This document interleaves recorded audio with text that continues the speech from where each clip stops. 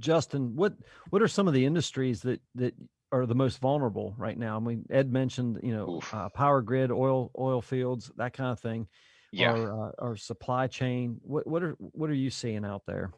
Healthcare. Hmm. So, these small, 300, 400 bed hospitals, that sounds big, but they're not, right? These are these small regional hospitals that service rural areas, and they are heavily at risk. There was just something that came out from CISA the other day that talked about a pneumatic tube system. That's the system that feeds your pills for your pharmacy, right? And the hack it's not even that big of a hack. We're talking, when we were probably teenagers, we would have figured out how to do this.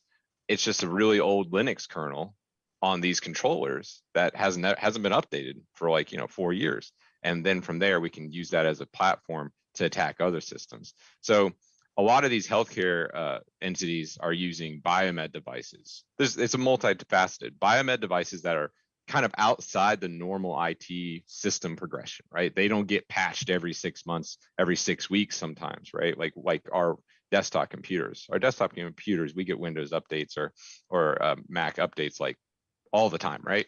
Biomeds don't get updated like that. It's a lot more expensive to go through that sort of innovation. So some of these devices will be insecure for the better part of 2 years. And talking about like that pneumatic tube system, they're not necessarily looking from the onset to bring cybersecurity into the design of that product. That's something else entirely. Booker made a good point. That needs to be in your business model because you're going to have this eventually come, it's going to get you. So pay for it up front and mitigate that risk in a controlled fashion or react later. There's only two ways. It's proactive or react. Yeah.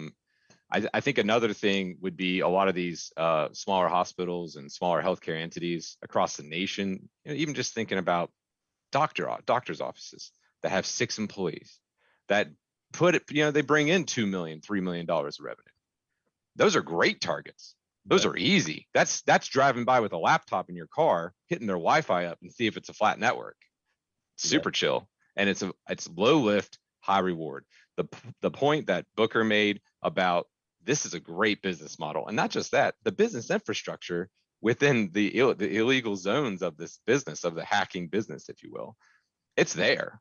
There's ransomware as a service. There's people who write software that allows people to initiate ransomware attacks. So it's all there. And this war, like Ed was saying, super invisible. You're in the fight whether you like it or not.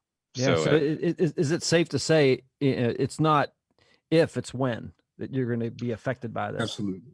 The probability is super high. It's a win as opposed to if. And if it's an if, you got lucky. For more positive stories of people and businesses doing amazing things all across the Mountain State, be sure to subscribe to our channel. And also, we live stream every week on Facebook Live. Stay positive, West Virginia.